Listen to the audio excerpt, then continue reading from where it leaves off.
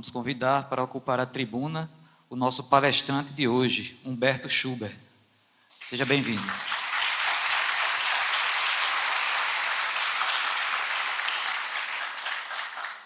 Humberto, que é filósofo e cientista da religião, imortal da Academia Brasileira de Filosofia, professor dos cursos de graduação e pós-graduação em filosofia da UFJF, pós-doutor em ciência e religião pela Universidade de Oxford, Reino Unido, e em teologia pela Escola Superior de Teologia.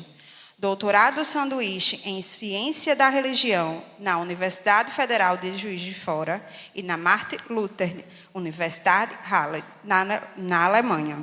Autor de diversos livros e artigos sobre metafísica, cultura, pensamento crítico, história, protestantismo, espiritismo, catolicismo, judaísmo e budismo. É também espírita de berço, neto da notável médium e escritora espírita Sueli Caldas Schubert, a quem rendemos homenagem com todo o nosso amor e gratidão por tudo e por tanto em favor da nossa amada doutrina espírita. Aproveitamos para lembrar que Humberto Schubert está lançando em Natal, aqui no SEIC, o seu livro Ciência da Vida Após a Morte, que é tema da palestra de hoje. Muito honrados estamos com a oportunidade e temos pouquíssimas unidades do livro, porque está sendo muito vendido. Quem adquirir algum livro dele, basta vir aqui ao púlpito, ao final da palestra, que ele vai autografar cada um. Humberto vai nos falar sobre ciência da vida após a morte. A tribuna é toda sua. Obrigado, gente.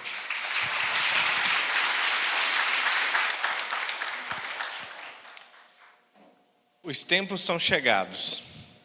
Essa frase pode ter múltiplas conotações e significados.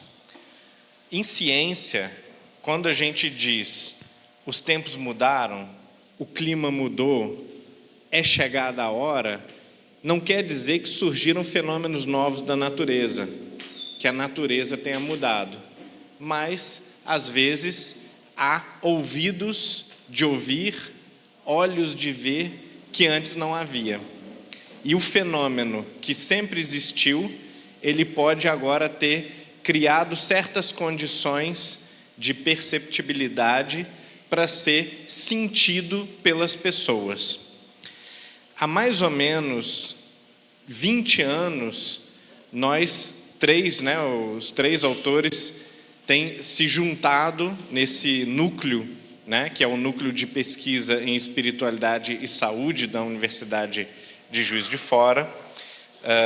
Alguns de nós, todos nós temos um pouco mais de 20 anos de experiência de pesquisa nessa área específica. Alexander já está chegando a 30 e nós percebíamos que, em primeiro lugar, o Brasil é o 5º maior país do mundo em pesquisa em espiritualidade. É uma posição que o Brasil não goza de praticamente nenhuma outra esfera. Na maioria dos outros nichos de pesquisa, dos outros tópicos, o Brasil é o 20º, o 30º, 15º, quando bem colocado. Então, é assustador, é estranho que, em espiritualidade, ele ocupe a 5ª posição. E as pesquisas sobre religião, sobre religiosidade, sobre espiritualidade, elas também evidenciam que o Brasil é um país, povo brasileiro é um povo altamente espiritualizado, acima da média dos países geralmente pesquisados, que sempre há países onde as pesquisas são mais difíceis, ou onde não há muitas pesquisas, mas dos países pesquisados, o Brasil configura entre os mais intensamente espirituais ou religiosos. E a gente até percebe que isso tem mudado recentemente, tem diminuído a adesão à espiritualidade ou à religiosidade, e mesmo assim continua estando acima da média mundial entre as nações mais desenvolvidas, principalmente, ou em desenvolvimento. E, entretanto, apesar de gozar dessas posições vantajosas em termos de volume de pesquisa e em termos de exibição do fenômeno na nossa cultura, nós percebemos que nós ainda tínhamos uma orientação excessiva aos estrangeiros, ao que é que se fazia na Europa, o que é que se fazia nos Estados Unidos. Vejam que interessante, nosso país é um país onde muitíssimas pessoas acreditam em mediunidade. Não é o país líder nos estudos da mediunidade. É um país onde muitíssimas pessoas acreditam em reencarnação. Não é o país líder nos estudos da reencarnação. Está bem colocado, é bem posicionado, mas não é um país que lidera essas pesquisas. Os países que geralmente lideram essas pesquisas são países onde a crença ou a familiaridade com reencarnação e com mediunidade é muito menor. Isso tem a ver com uma série de fatores: educação científica desses países, fomento, incentivo, apoio, encorajamento até cultural, né? É bonito, é meritório ser cientista. Aqui é tudo muito difícil, você sacrifica às vezes um pouco a vida econômica, não é valorizado, é visto como uma coisa sonhadora. Então a ciência, ela é uma atividade de risco no Brasil, uma atividade difícil de ser exercida a longo prazo. E nós queríamos que o Brasil configurasse não apenas como um país que está despontando nessas pesquisas, mas que nós colocássemos a cara brasileira nas pesquisas de espiritualidade.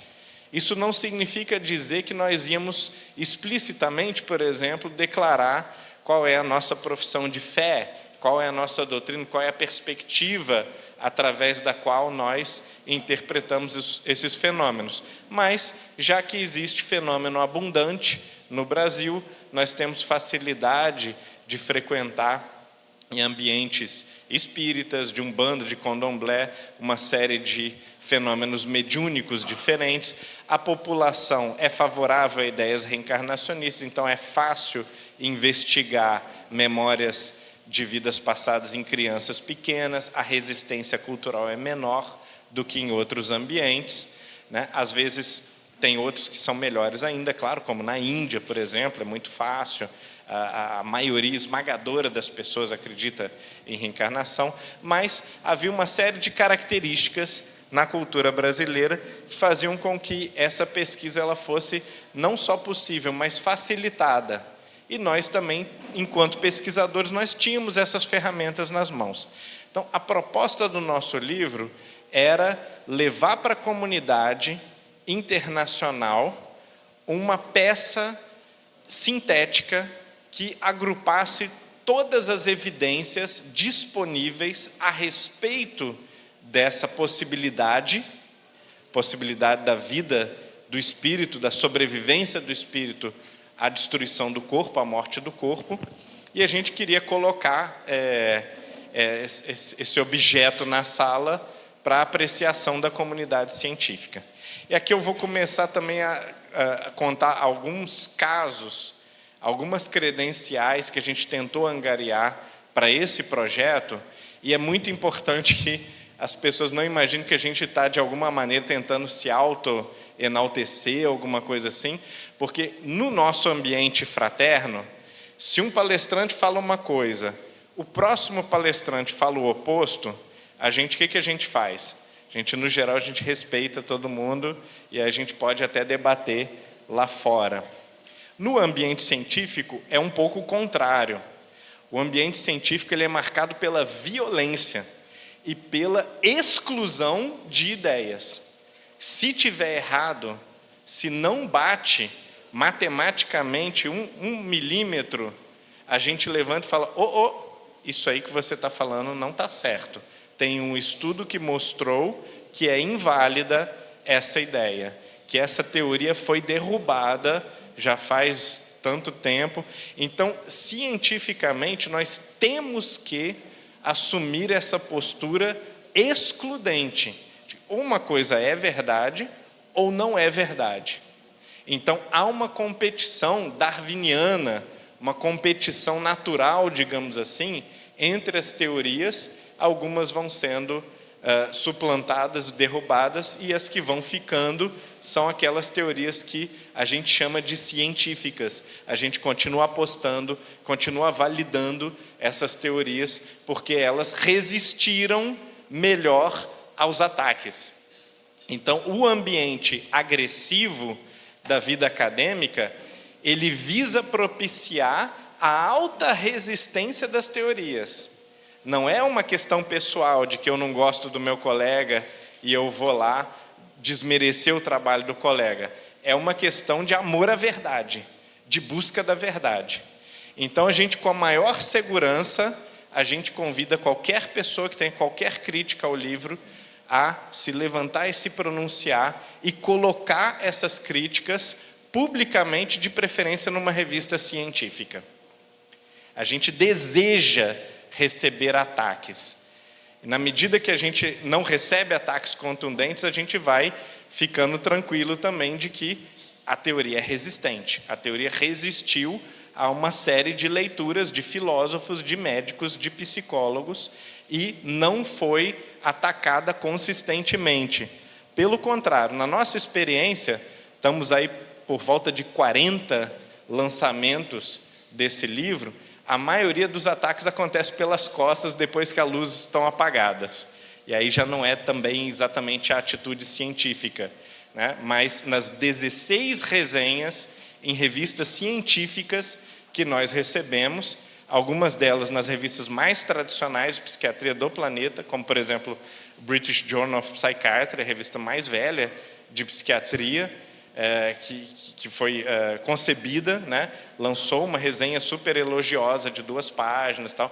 Jornal super conservador, que não publica pesquisa mais ou menos, né? A gente cita essas medalhinhas, né? Essas pequenas conquistas acadêmicas, para mostrar, olha, estamos dando a cara, a tapa em todos os ambientes, pedindo para ser atacados, né? Acha o erro, porque se você achar, se alguém em qualquer universidade do mundo achar um erro, somos nós que ganhamos. A gente estava enganado, estava iludido, e agora alguém nos esclareceu do nosso erro e nos ajudou a encontrar a verdade. Então, tudo que a gente quer, claro, é que a gente receba bons ataques, boas críticas consistentes, a gente possa melhorar e reformular a teoria. Então, é muito importante que nós transitemos da noção de que a imortalidade do espírito, de que a sobrevivência dos nossos entes queridos, que a nossa sobrevivência diante da ameaça do suicídio, diante da ameaça da morte, diante de uma morte agonizante, uma morte muito sofrida, que essa noção não seja para nós mais uma crença religiosa. Porque tem sido extremamente deletério, extremamente danoso para a nossa sociedade, que nós assumamos a postura de que isso é nada mais do que uma crença religiosa, e no ambiente liberal e multicultural moderno, nós chegamos à seguinte conclusão: cada um tem a sua religião, a sua convicção, cada um crê no que quer.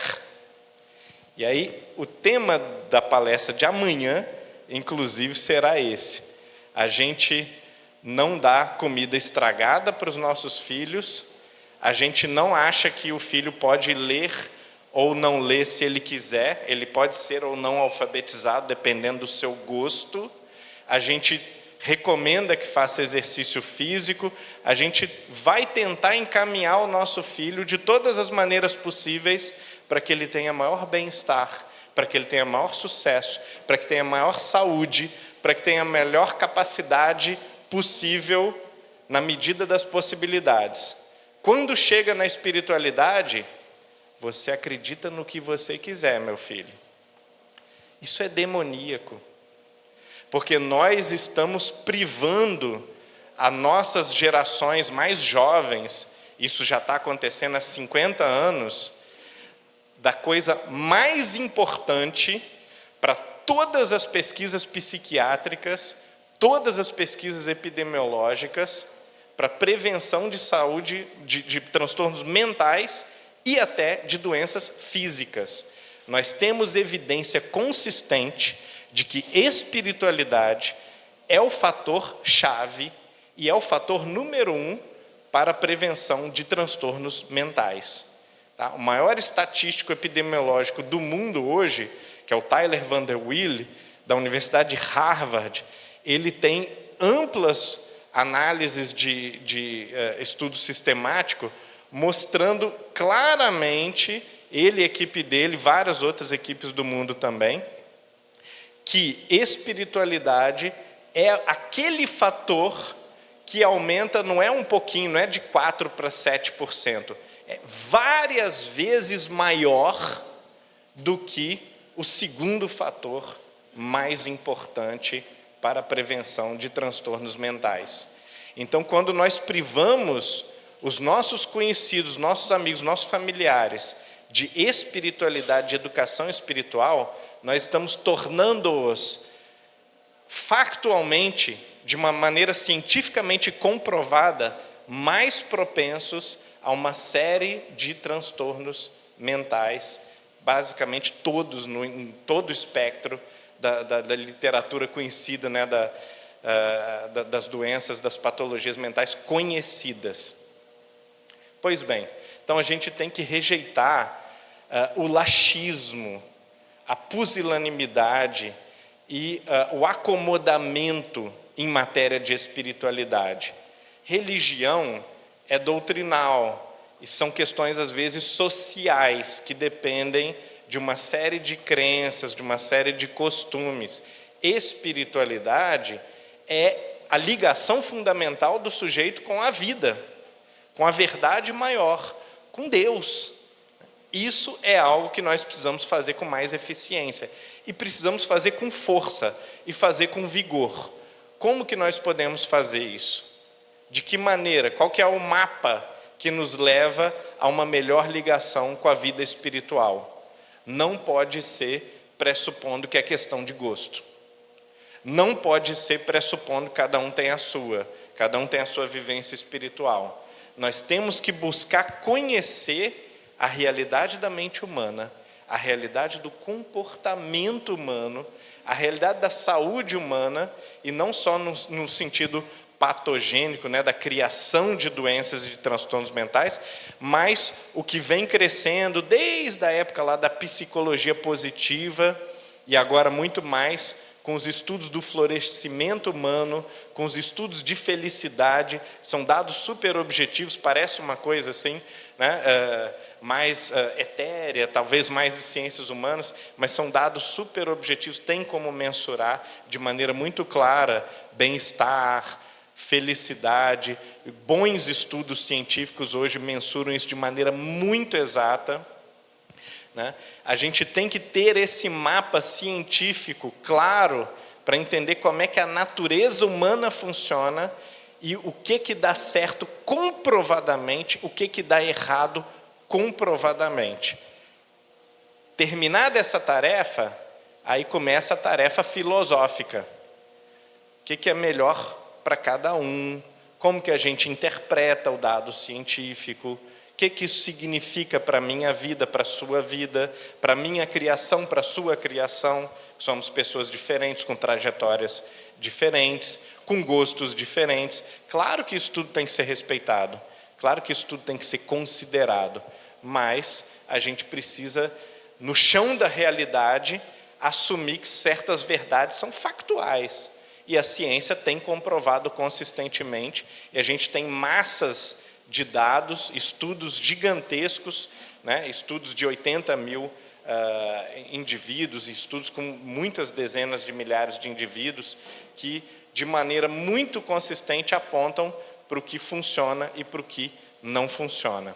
Pois bem, uma das coisas que funciona comprovadamente a partir de vários estudos científicos, nós citamos exaustivamente vários no nosso trabalho, não só no livro, mas em outros artigos, em outras apresentações, é a visão de mundo da pessoa. Então veja que antigamente, embora um ou outro pai da psicologia, da psiquiatria, tenha observado isso lá no nascimento da psicologia científica com William James, nascimento da psiquiatria realmente consciente assim das especificidades psicopatológicas com Carl Jaspers, né, nos anos 30 mais ou menos, 1930, ali a psicologia e a psiquiatria já nasceram muito conscientes da influência gigantesca da visão de mundo. Mas depois, por causa do tecnicismo, que é de todas as ciências, que é processo de massificação da ciência, na metade do século XX, cada vez mais as pessoas vão perdendo a perspectiva de uma visão global da realidade do mundo e do que é o ser humano, e vão preocupando com um trauma, um elemento químico no cérebro, um fator ambiental, comportamental, etc., etc. Mas, inequivocamente, cada vez mais esses estudos sobre florescimento humano, por exemplo, têm provado isso, a visão de mundo das pessoas é aquilo que mais afeta a sua capacidade de lidar, sua capacidade de enfrentamento de uma série de dificuldades da vida, não só transtornos mentais, mas, por exemplo, problemas financeiros, dificuldade de relacionamento, dificuldades no casamento, né? Como que nós alteramos radicalmente, então, a visão de mundo de uma pessoa? Nada muda mais a visão de mundo da pessoa do que mudar da ideia de que as coisas são aleatórias para a ideia de que tem um plano e tem um direcionamento na vida.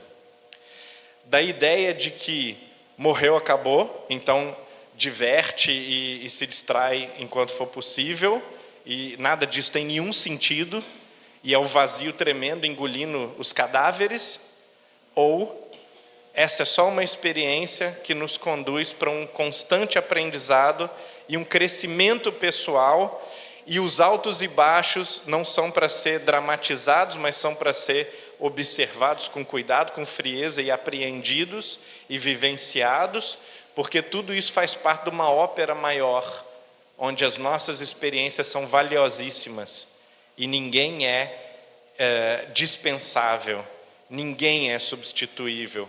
Cada um é um filho de Deus e foi amado desde o momento da sua criação. Então, essas duas visões de mundo mudam completamente a maneira da pessoa encarar os problemas da vida.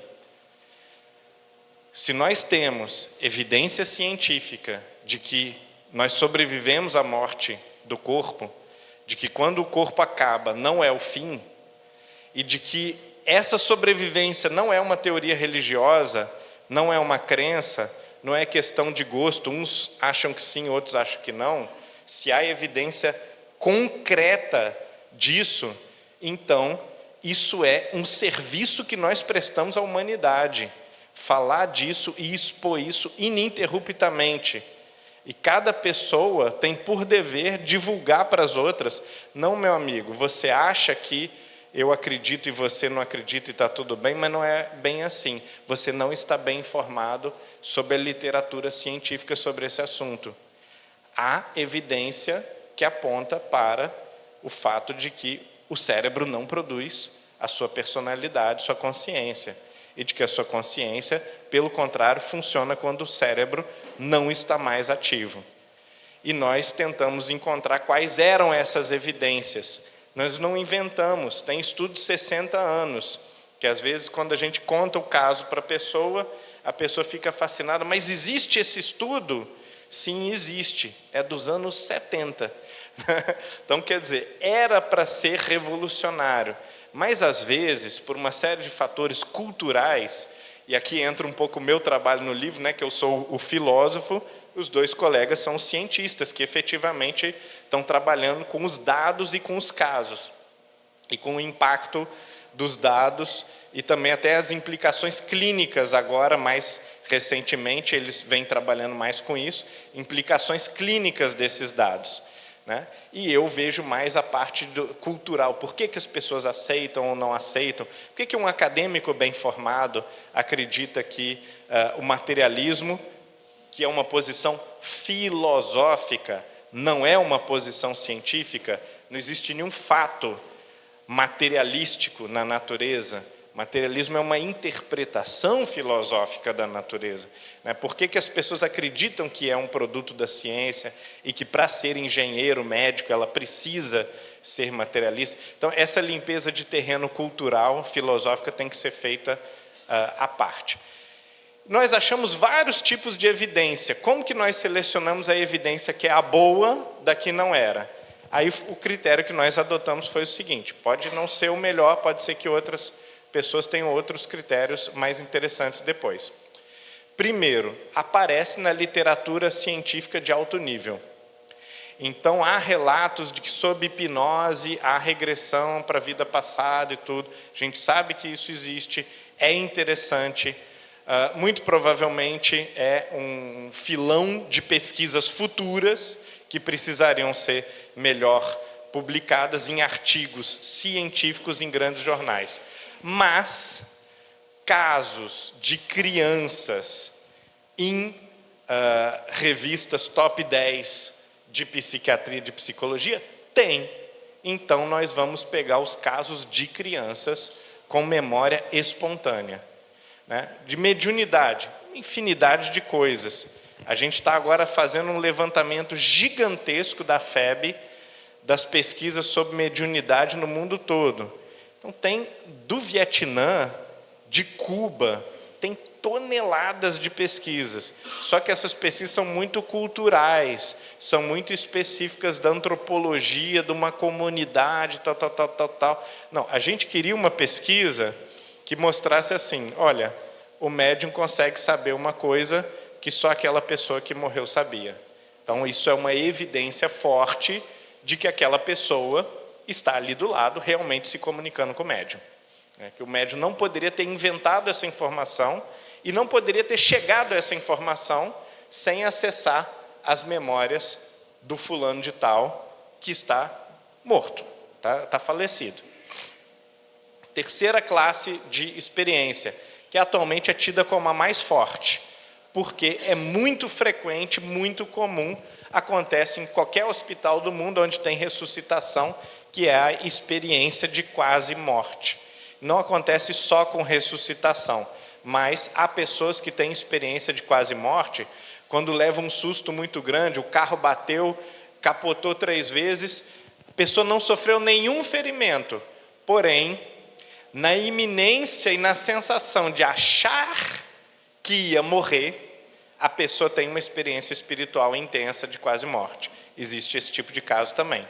É interessante, mas o caso que a gente considera o bom, o quente, é com o sujeito morto mesmo. Coração paradinho, tudo perfeito. Corpo mortinho da Silva. Cérebro sem funcionar. Atividade elétrica do cérebro não existe mais. Aqueles paramédicos chegam para atender, enfiam a lanterninha, vocês já viram no filme?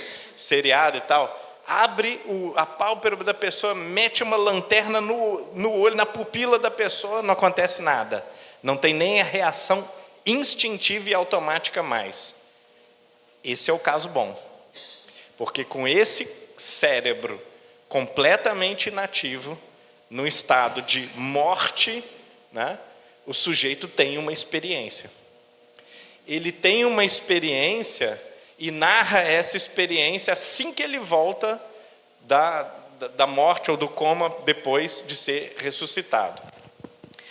Ele narra, pior ainda, poderia alguém dizer que imaginou, assim que a pessoa volta, ela fantasia que durante a ressuscitação estava acontecendo alguma coisa.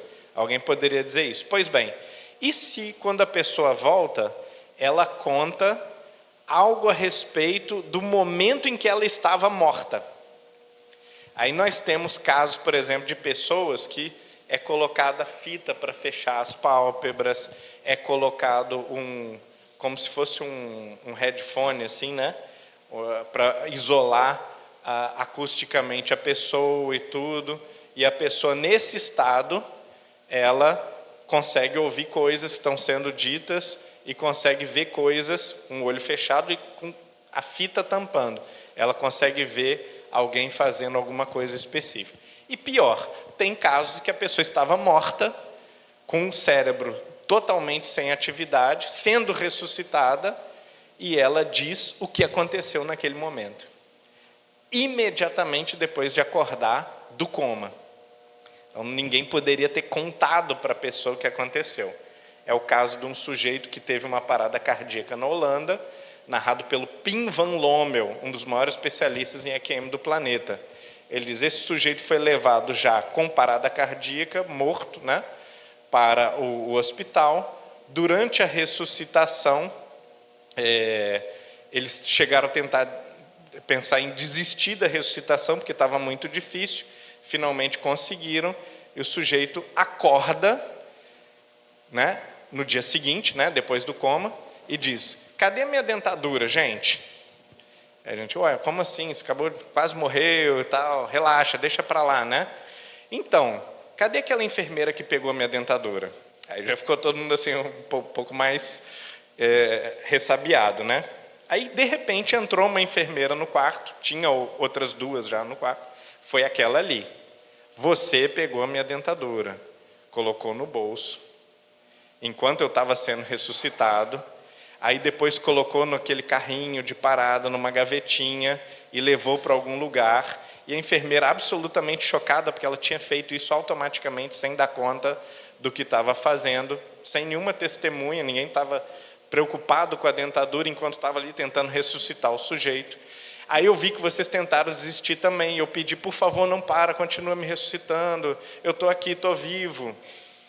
Né? E todos os eventos narrados, enquanto ele estava morto, coração parado, cérebro sem funcionar, batiam com o que tinha acontecido. Então, esse tipo de caso é o tipo de caso explode materialista, né? De como que um cérebro que não está ativo poderia ter produzido algum tipo de pensamento, já não tem como, de percepção. Segundo, ele estava de olho fechado. Essas percepções seriam impossíveis, mesmo se ele tivesse vivo, com o cérebro funcionando. Né? E esse tipo de relato não é raríssimo, muito pelo contrário. Ele é relativamente frequente, ele é bem distribuído em todas as culturas, não tem a ver com a pessoa acreditar ou não acreditar em espírito, de modo que tem como você isolar a possibilidade de que aquilo tenha a ver com algum tipo de crença cultural, ou porque o sujeito é religioso, ou porque ele acredita em vida após a morte. Né? A gente tentou, inclusive, controlar as evidências para essa possibilidade, isolar a possibilidade de que fosse uma crença cultural, como? Pegando casos de pessoas que eram materialistas, que diziam: não existe nada disso, tudo é bobagem, morreu, acabou, e o sujeito tinha uma experiência mediúnica. Tem o caso do sujeito que tem experiência de vidas passadas. Os pais criam a criança para ser materialista, para não acreditar nisso. Ou então tem uma crença religiosa, mas essa crença religiosa proíbe a ideia da reencarnação, e a criança, não é com 5 anos, começando a desenvolver a capacidade de mentir, de fantasiar, não é com 10 anos, já lê um livrinho de história sobre um outro país, é com 2 anos de idade.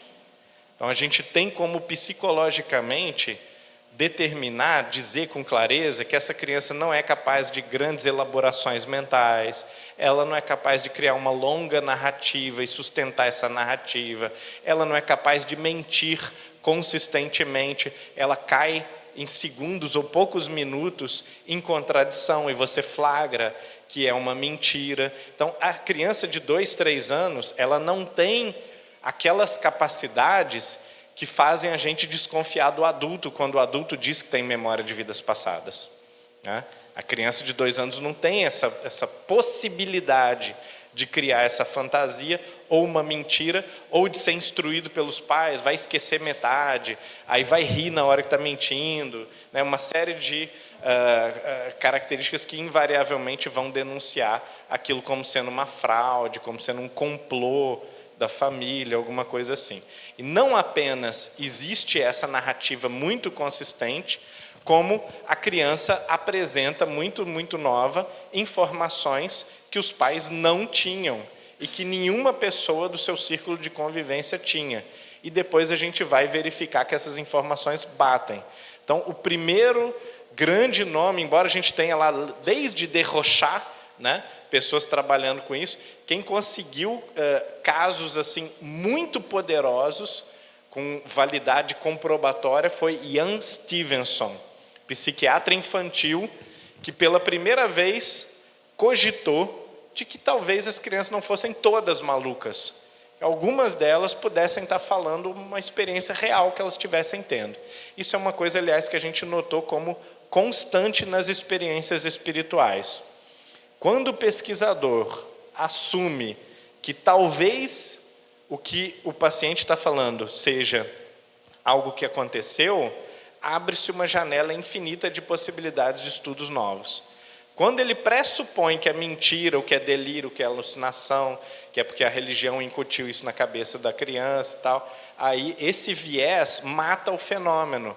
Você não consegue olhar para o fenômeno mais, porque você está olhando, na verdade, para as tuas teorias, para os teus pressupostos a respeito do fenômeno. E isso te impede de enxergar o fenômeno. Então, tem um filósofo, que é o maior especialista em reencarnação, do ponto de vista filosófico, que é o Robert Almeder.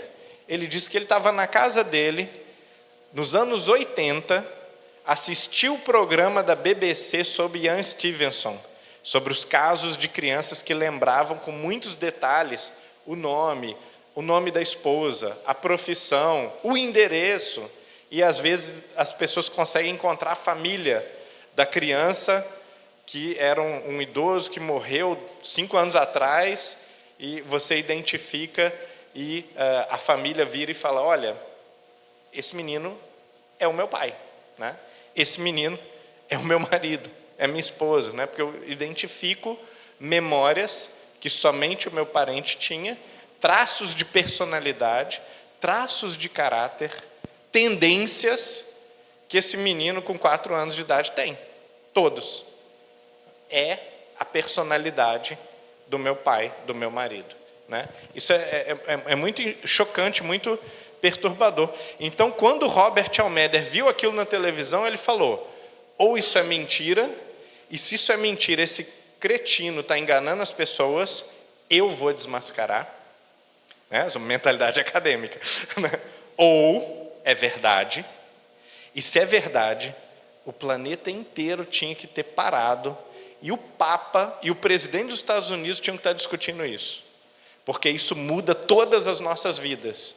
Saber que eu sobrevivo à morte do corpo, que eu reencarno, isso muda radicalmente toda a minha maneira de viver, minha maneira de avaliar como que são as experiências, quais são os processos da vida, se uma coisa vale ou não vale a pena, se a vida vale ou não vale a pena, se eu me mato ou não. Tudo isso passa por uma mudança capital de visão de mundo. Então, todo mundo tem que estar discutindo esse assunto. Pulou no carro e foi para a casa do homem. Bateu lá na porta do Ian Stevenson, esperou das 7 da manhã. Aqui, que negócio é esse desses casos de criança e tal? Aí, não, vamos entrar e tal. Ficou lá fuçando os documentos do homem na casa dele, 3 dias, dormindo na biblioteca dele. Mentalidade científica, né? Beleza, você está desconfiando dos meus casos? Fique aí, veja todos, um por um e tal. Se for uma viagem da minha cabeça, um delírio, você me tira dessa alucinação, dessa loucura. Se eu tiver certo, aí você muda de opinião, né? É sim ou é não. Não tem a minha opinião e a sua opinião, né? Não tem eu gosto desses casos e você não gosta. Então, o que é mais interessante é que não existem muitos estudos, e esse foi um incômodo nosso, reunindo os 3 tipos de evidência. E aí, a conclusão final do nosso texto, da nossa pesquisa, é exatamente essa. Olha, tem casos de mediunidade, todo mundo conhece.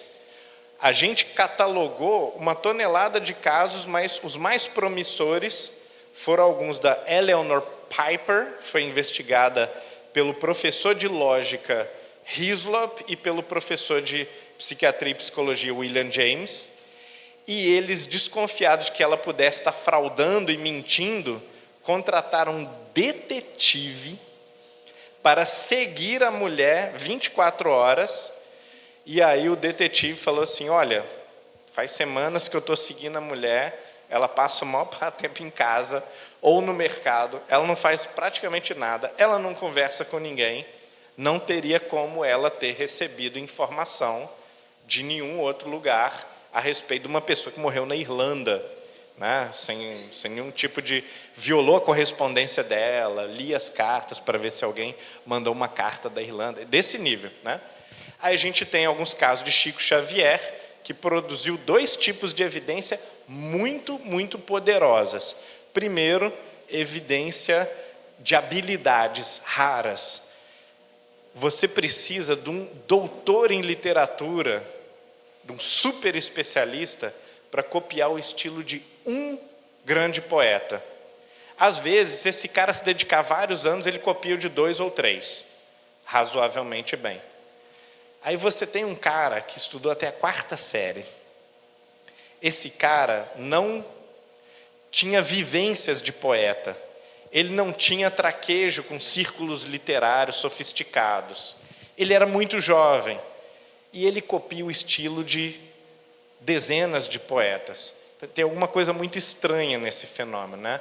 Habilidade muito rara. A ponto de que Monteiro Lobato disse o seguinte: esse homem, se ele é um mentiroso, não é mediunidade nada, ele está escrevendo no estilo de vários poetas dificílimos, ele não merece uma cadeira na Academia Brasileira de Letras, ele merece quantas ele quiser, e ocupar quantas cadeiras ele quiser na Academia Brasileira de Letras. Isso disse Monteiro Lobato, que era um membro, né? E um escritor dos mais reconhecidos na época. E também a segunda classe de evidência são as cartas dos parentes desencarnados, que há certas cartas em que foi verificado, até onde é possível na época, né, que a pessoa não tinha nenhum tipo de relação, contato com Chico Xavier, e ele, para o choque dos parentes, ele acertou uma grande quantidade de informação sobre o falecido, incluindo informações que ninguém da família conhecia, e que depois a pessoa vai apurar, não, ouvi falar que tem uma tia que lembra dessa história, vamos lá perguntar, e aí aquilo que apareceu na carta de Chico Xavier, que a família não conhecia, a família acaba descobrindo que era fato depois da ocorrência. Nós replicamos na UFJF um estudo parecido com esse, usando vários médiuns, e chegamos a algumas cartas com bastante isolamento, tudo processo cego, né? O médium não conhece ninguém,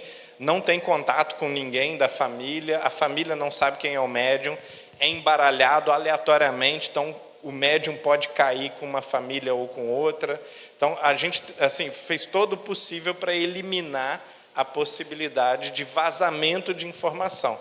E há cartas muito poderosas, muito consistentes, com informações muito difíceis de serem ou impossíveis de serem inventadas, né? Como, por exemplo, tem um menino de 11 anos que dá a senha do Wi-Fi da casa dele. Na carta ele dá a senha, poderia ser, a gente pode imaginar, milhões de senhas possíveis, né? Ele fala das experiências mais importantes para ele, do que ele gostava, do que ele não gostava. E aí, claro, numa pesquisa científica, a gente pega dados do tipo assim, gostava de videogame. Isso, ok, correto, mas irrelevante. A gente até tira esse dado, ou considera esse dado pouco relevante ou irrelevante, porque gostar de videogame com 11 anos não é nada surpreendente. Agora, quando ele diz que tinha uma habilidade específica e o espírito, na psicografia, denota aquela habilidade específica, fala uma frase em alemão, fala de detalhes específicos de uma música, de uma letra de uma música que era letra, quer dizer, coisas muito específicas. ou informacionais ou no nível de habilidades, por exemplo, como o caso do Chico Xavier, que é capaz de reproduzir poemas de diversos poetas. Aí, nesses casos, a gente diz, olha, aqui é a informação com evidência forte, porque não teria como nem inventar e nem reproduzir facilmente essa habilidade. Mais interessante ainda quando o médium não tem a habilidade. O médium não sabe desenhar, aí vai lá, pinta, desenha. Tem o caso do Florencio também, na Bahia, né? O médium não sabe poesia, só produz poesia mediunizado. O médium não conhece determinada língua, só fala aquele idioma, só escreve naquele idioma, mediunizado. Então, a gente sempre tentando na pesquisa fechar o leque o máximo possível, claro que deixando um monte de coisa legal de fora, né, um monte de coisa interessante, mas para pegar aquela informação ultra específica. E, conclusão final, memórias de vidas passadas é um tipo de fenômeno da personalidade humana. Manifesta principalmente em crianças muito pequenininhas. Mediunidade é outro fenômeno completamente diferente. A pessoa entra num transe, ela desenvolve e amadurece essa faculdade, essa capacidade. Às vezes ela até tem percepções muito boas na infância, mas a produtividade, a qualidade da informação, ela vai melhorando com a prática, melhorando com a habilidade, com o exercício, diferente das memórias de vidas passadas. EQM é uma ocorrência que não tem nada a ver com habilidades, ela simplesmente acontece em casos de risco de vida ou de susto que parece um risco de vida. Então, são fenômenos completamente diferentes.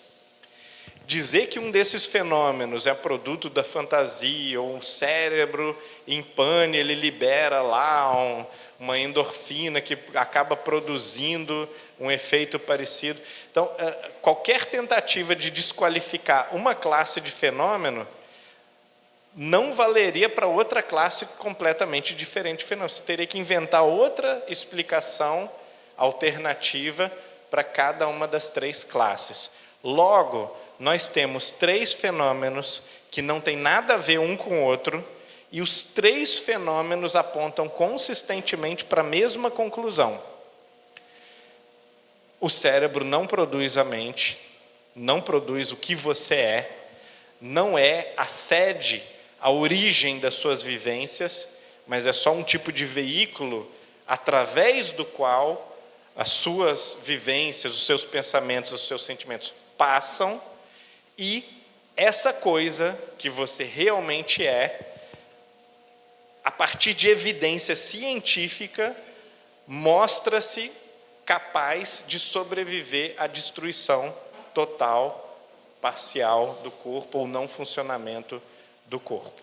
Então, eu espero que isso anime a todos a buscar conhecer esse tipo de pesquisa e, principalmente, dar ciência às pessoas que são ainda negacionistas e resistentes à ideia de que existe essa evidência, dar ciência de que existe toda uma linha de pesquisa, milhares de artigos científicos, centenas de livros sobre esse tipo de assunto, em múltiplas universidades mundo afora, em dezenas e dezenas de países, aumentando cada vez mais.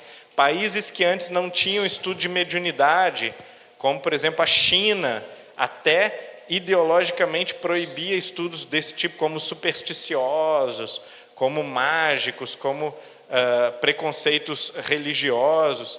Agora existe um leque de livros grossos sobre mediunidade de monges taoístas, mediunidade de comunidades nativas chinesas. Então, o crescimento tem sido muito acelerado. A frase que meu colega Alexander mais usa é: os tempos são chegados. Não é nenhuma ironia. Coisas que a gente não conseguia publicar 15 anos atrás, hoje em dia são fáceis de se publicar, e revistas de altíssimo nível pedem para a gente publicar. Por favor, mande um artigo sobre esse assunto, né? A gente acabou de receber um convite de uma das melhores revistas de Psiquiatria do Mundo, que é o International Review of Psychiatry, falou assim, por favor, produz um volume inteiro, né, com aí 10, 12 artigos só sobre essas provas da vida após a morte, e a gente fica em absoluto choque, porque o que há 15 anos era proibido, há 10 anos atrás era possível, e hoje está ficando fácil, está ficando... A gente está chegando num ponto em que ter uma carreira científica, acadêmica, nesses assuntos, não é mais tão punitivo quanto era antes. O pato que a gente paga está cada vez menor, está cada vez mais fácil de pagar. Então, muito boa noite e vamos espalhar essa boa nova.